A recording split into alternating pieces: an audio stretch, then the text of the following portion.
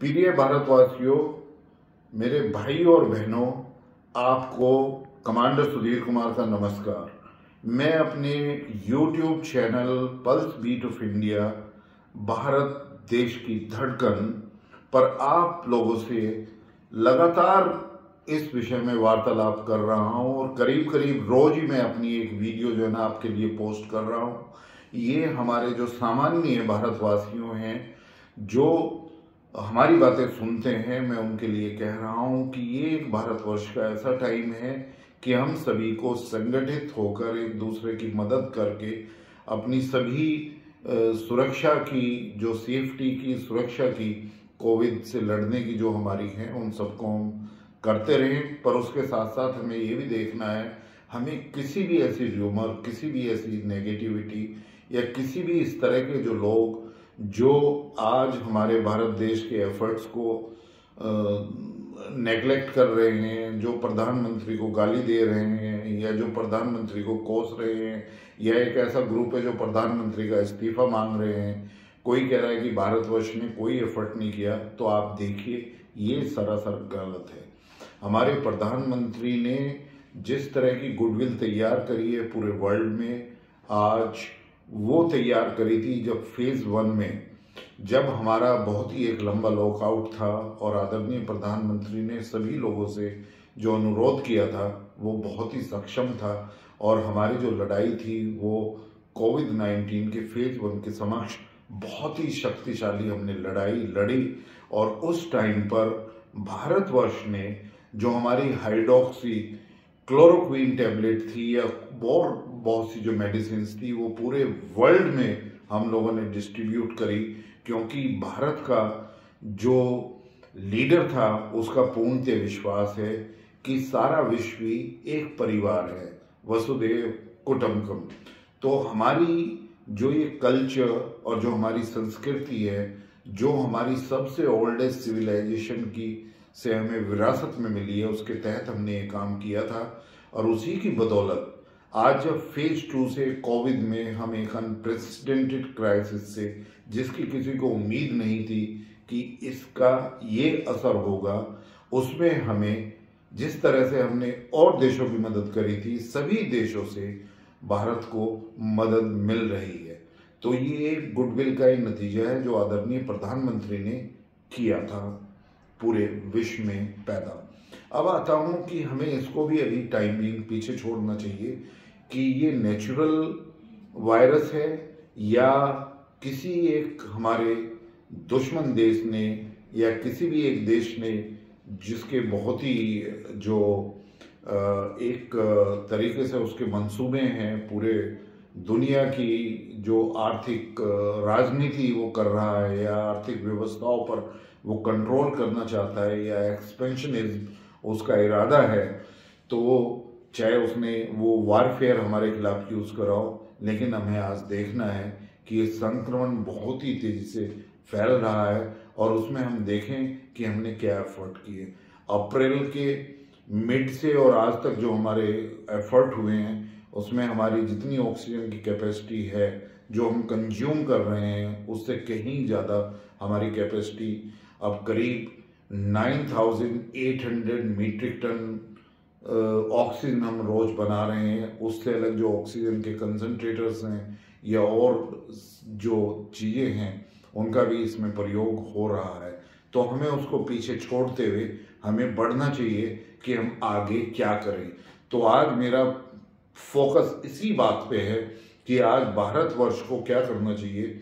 Government of India ने nodal point बनाए हुए हैं, हेल्थ मिनिस्ट्री भी डेटा इकट्ठा कर रही है, नीति आयोग भी, और जो हमारे इस मेडिकल या जो हमारे कोविड पे जो एक आयोग बनाया हुआ है प्रधानमंत्री जी ने गवर्नमेंट ऑफ इंडिया में, उसके जो एक मेंबर हैं नीति आयोग मेंबर, वो भी इसमें सलाहकार हैं और एक नीति आयोग के अंदर भी एक डेटा सेंटर बनाया हुआ है। लेकिन मेरा अनुरोध ये है कि ये डेटा सेंटर 24/7 24 घंटे उसको रियल टाइम में डेटा इकट्ठा करना है। क्या रियल टाइम में डेटा इकट्ठा करना है कि हमें देखना है कि कितने हमारे नए टेस्टिंग हुए, कितने लोग उसमें से पॉजिटिव हुए, कितने लोगों को ज़रूरत है ट्रीटमेंट की, कितने लोगों को ज़रूरत है ऑक्सीजन के ट्रीटमेंट की, कितने लोगों को ज़रूरत है आईसीयू बेड की, और ये रियल टाइम में बिल्कुल एक तरीके से रियल टाइम डेटा मीन्स ये बिल्कुल ठीक डेटा होना चाहिए। इसमें कोई भी मैनिपुलेशन की गुंजाइश नहीं है यदि भारतवर्ष को एक सक्षम लड़ाई लड़नी है, और ये कोई मुश्किल बात नहीं है। हमारे जितने भी डिस्ट्रिक्ट्स हैं वो डीएम को, जो डिस्ट्रिक्ट मजिस्ट्रेट हैं, उन्हें सब ये इंफॉर्मेशन रियल टाइम में लेनी चाहिए। जितने हमारे सेकेंड टायर टाउन्स हैं, सिटीज़ हैं या छोटे टाउन हैं, वहाँ की म्यूनिसिपैलिटी को डीएम के थ्रू ये इंफॉर्मेशन देनी चाहिए। हमारे जो गांव में पटवारी है या जो पंचायत के सेक्रेटरी हैं, वो उनको गांव से भी ये इंफॉर्मेशन लेके अब रियल टाइम में, क्योंकि इस बार संक्रमण जो है वो हमारे गांव तक पहुंच गया है और वहाँ पे भी कुछ डेथ रिपोर्टिंग हुई है और उनको भी मेडिकल व्यवस्थाओं की आवश्यकता है। और इसके साथ साथ हमें ये भी देखना है कि हमें कितनी ज़रूरत है रिसोर्सेज की, किस तरीके से हम जो है ना आगे के लिए अपने रिसोर्सेज को बढ़ाएं। आज हमारे पास में एक बहुत ही महत्वपूर्ण कदम जो गवर्नमेंट ऑफ इंडिया ने लिया है कि जो फाइनल ईयर के स्टूडेंट हैं, नर्सिस के या हमारे जो मेडिकल या एमबीबीएस के जो स्टूडेंट्स हैं या पीजी स्टूडेंट्स हैं या हमारे जो पैरामेडिक के हैं या सपोर्ट स्टाफ के, उनको हम स्किल करें और सेकंड लाइन वॉरियर में जो है ना हम उनको आगे लेकर आए, जिससे जो नंबर की हमें ज़रूरत है उन नंबर को हम दे सकें। दूसरा ये है कि जितने भी प्राइवेट हॉस्पिटल हैं, गवर्नमेंट हॉस्पिटल्स हैं, उसमें हम कैसे ऑगमेंटेशन कर सकते हैं, कैसे अपने फैसिलिटीज़ को हम बढ़ा सकते हैं, उन सब की रियल टाइम इंफॉर्मेशन अब हमारे पास में होना चाहिए। ये युद्ध एक दो दिन का नहीं है। मैं कहना चाहूँगा कि हमें ये युद्ध इस तरीके से लड़ना है कि हम थर्ड वेव को आने ही ना दें। हमारी भारतीय फौज, मिलिट्री और पैरामिलिट्री फौज का भी इसमें पूरा योगदान हो रहा है, लेकिन एक जो सीमित संख्या हमारे पास में डॉक्टर और नर्सेज की है, तो ऐसे में हमें देखना है कि हम पूरी ऑथेंटिक इंफॉर्मेशन को, पूर्णतः सही इंफॉर्मेशन को रियल टाइम में एकत्रित करें, उसका प्रयोग करें और ज़रूरतमंद लोगों को गांव तक अब सहायता पहुंचाएं। तो हमें अपना मेडिकल इंफ्रास्ट्रक्चर भी अपग्रेड करना है और हम बड़े आसानी से कर सकते हैं। अभी जो एक अफरा तफरी मचली थी जैसे ये संक्रमण शुरू हुआ, तो बहुत से ऐसे लोग जिनके संबंध अच्छे हैं, या तो जो डिस्ट्रिक्ट एडमिनिस्ट्रेशन के साथ हैं या हॉस्पिटल एडमिनिस्ट्रेशन के साथ हैं या पॉलिटिकल लिंक्स हैं, उन्होंने डर के हॉस्पिटल में बेड अपने बुक करा लिए, एडमिट हो गए, जबकि उनको इसकी ज़रूरत भी नहीं थी। तो ये बहुत ही महत्वपूर्ण एक स्ट्रेटेजिक डिसीजन हमें लेना है कि किन लोगों को हॉस्पिटल में रखा जाए और किस तरह की फैसिलिटी जो है ना हॉस्पिटल में कैटेगराइजेशन, जनरल पेशेंट जिसको नॉर्मल कोविड की ज़रूरत है, या वो शुरुआत में हुआ है या मॉडरेट है या फिर हाई पोटेंशियल पे पहुंच गया है, मीन्स कि विदाउट ऑक्सीजन के काम ट्रीटमेंट से चल सकता है या ऑक्सीजन के साथ चलेगा या आईसीयू में जाना पड़ेगा वेंटिलेटर के साथ में। इन सब चीज़ों का होना बहुत ही महत्वपूर्ण है। इसके साथ साथ मैं ये भी कहना चाहूँगा कि ये लड़ाई, जैसे मैंने कहा, अब हमें पूर्णतः लड़नी है और उसमें सबसे इम्पोर्टेंट जो चीज़ है वो है ट्रस्ट डेफिसिट। आज जो डिफरेंट तरह की सूचनाएं आती हैं, अलग अलग न्यूज़ पोर्टल्स जो हमारे टीवी न्यूज़ चैनल्स हैं वो खबरें देते हैं, वो सेंसेशनल न्यूज़ ना दें। हमें देखना है कि सोशल पोर्टल पे काफ़ी हमारे जो एनिमीज़ विद इन हैं या अपोजिशन के लीडर हैं, वो पहले से ही इस तरह की अफवाहें फैलाते रहे हैं। वो वैक्सीनेशन के खिलाफ पहले उन्होंने कहा कि एक पार्टी का वैक्सीनेशन है, लेकिन बाद में वही लोग लाइन में लगे उस वैक्सीनेशन को। लेकिन वैक्सीनेशन एक बहुत बड़ा मुद्दा है। आज हमारे दो ही institute, serum institute of India Pune and Bharat biotech ने अपनी, एक ने कोविशील्ड और एक ने कोवैक्सीन बनाई है, जिसे हम अब तक 17.6 करोड़ लोगों को हम ये आज तक वैक्सीनेशन कर चुके हैं। और हम गवर्नमेंट ऑफ इंडिया ने जो इनको ऑर्डर दिया हुआ है वो 350 मिलियन, मतलब 35 करोड़ लोगों को वैक्सीनेशन लग सकता है, जो 31 अगस्त तक जो है ना हम लगाने का वो है। तो ये भारत की पॉपुलेशन का कुल 30-32% हिस्सा ही है। तो हमें अपना वैक्सीनेशन तेजी से करना पड़ेगा और उसके लिए हमें ये देखना पड़ेगा कि हम वैक्सीनेशन कहाँ से लाएं।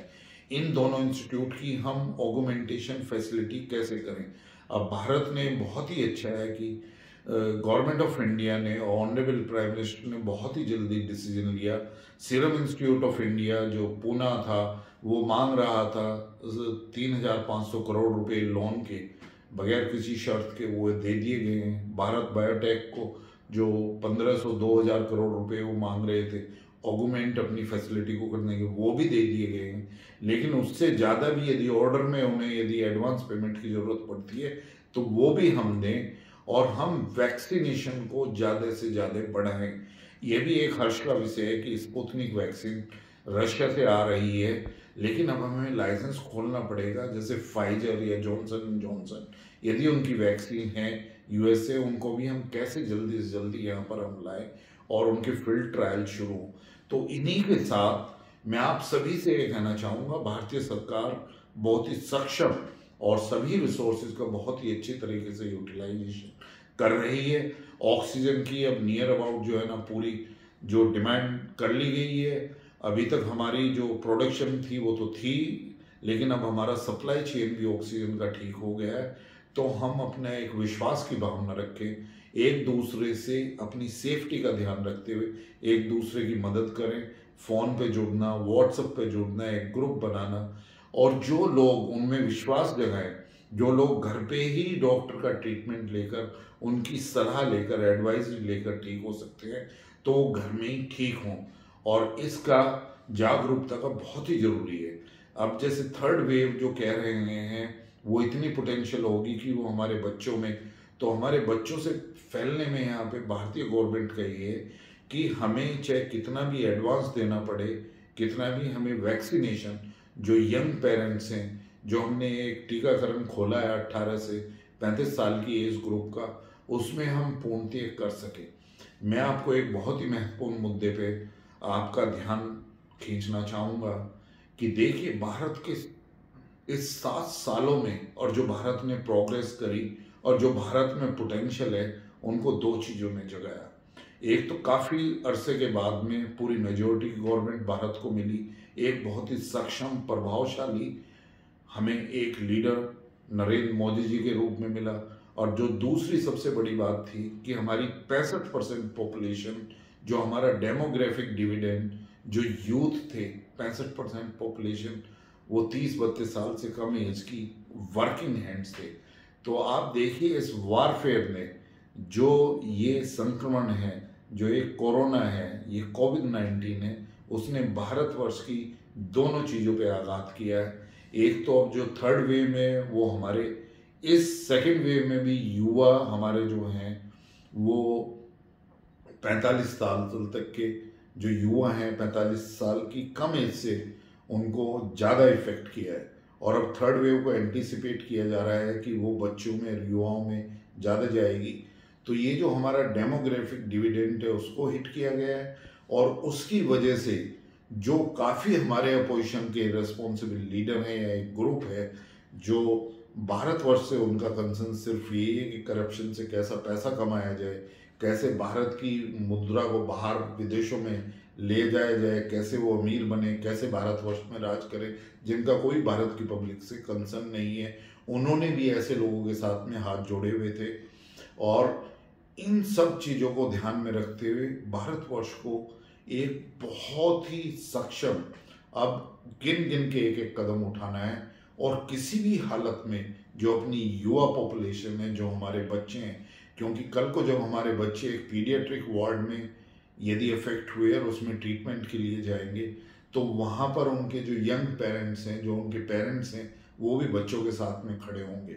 और जब बच्चों के साथ में खड़े होंगे तो उनको वैक्सीनेशन का टीका जरूर लगा होना चाहिए, तभी हम एक सुरक्षा की भावना पैदा कर पाएंगे।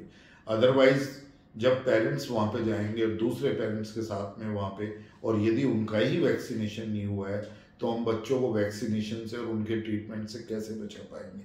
तो ये महत्वपूर्ण मुद्दे हैं। अब आ गया है कि एक जो वार लड़ा जाता है, एक जो देश के साथ में वार लड़ा जाता है, जो खुल के वार लड़ा जाता है, उसमें हम जानते हैं कि आगे के पक्ष की क्या तैयारी है। उसमें आदमी आदमी से लड़ रहा है, वेपन्स के साथ में लड़ रहा है, लेकिन यहाँ पर ना तो एनिमी सामने दिखाई दे रहा है, ना ये पता है कि उसकी तैयारी क्या है, ना ये पता वो कितनी जल्दी जो है ना अपनी तैयारियों को बदलता है। जो इस वायरस के म्यूटेंट्स हैं वो डिफरेंट तरीके से अटैक करते हैं। यदि आपने एक ट्रीटमेंट देना शुरू किया है तो ये दूसरी तरफ जो है ना मुड़ जाते हैं, और ये दूसरी तरफ से इसी तरह से हुआ कि फेज 1 में जो हमारे बुजुर्ग लोग थे उनको इफेक्ट किया, इस फेज में सेकंड फेज में इसने युवाओं को जो 45 साल से कम है उनको इफेक्ट कर रहा है। थर्ड वेव एंटिसिपेटेड की है हमारे युवा और बच्चों को करेगा, तो उसके लिए हमें बहुत ही एक तरीके से तैयार रहना है, पूरी तैयारी। और अब ये वार जो है ना वार स्केल पे ही 24/7 ना तो हमें सोना चाहिए, हमारे जितने गवर्नमेंट के कर्मचारी हैं सब लोगों को साथ में जुड़ जाना चाहिए, हमारी डिफेंस फोर्सेस पूरा योगदान इसमें दे रही हैं। और मेरी यही गुजारिश है प्रधानमंत्री जी से और गवर्नमेंट ऑफ इंडिया से कि आप सभी चीज़ें बहुत अच्छी कर रहे हैं, लेकिन इस टाइम जो सबसे महत्वपूर्ण है वो है ऑथेंटिक डेटा रियल टाइम में कलेक्ट करना और अपनी जनता से ट्रस्ट डेफिसिट को दूर करना।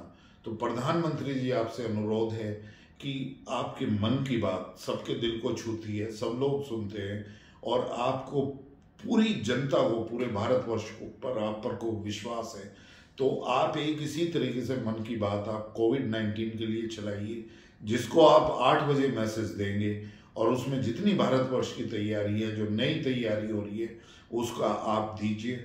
हर एक वीक में कम से कम एक बार जो है ना आप देना शुरू करिए। एक आपकी जो बात होगी, ये मन की बात जो कोविड-19 पे होगी, उससे एक विश्वास जगेगा और पूरा भारतवर्ष आपके साथ पहले से ही खड़ा है, लेकिन इस वक्त में और शक्तिशाली रूप में आपके साथ में खड़ा होगा। और आप जो सारे स्टेप ले रहे हैं उससे जनता में विश्वास होना चाहिए कि हमारे पास वैक्सीनेशन की कमी नहीं है और हम सबको वैक्सीन देंगे। और यदि कोई वैक्सीन को प्रोड्यूस करने के लिए भारतीय गवर्नमेंट से सहायता की ज़रूरत है तो उन प्राइवेट कंपनीज को हम पैसा भी देंगे, जैसा हम ऑलरेडी 2 कंपनीज को दे चुके हैं। जो बाहर के जो कोविड-19 के जो वैक्सीन है, जैसे फाइजर, जॉनसन एंड जॉनसन या स्पुतनिक रशिया से या और भी हैं, उन सबको भी लाइसेंस की प्रणाली को हम जल्दी से खोलेंगे। IPR के लिए हमने ऑलरेडी अनुरोध किया हुआ है जिससे लाइसेंस से बन सके।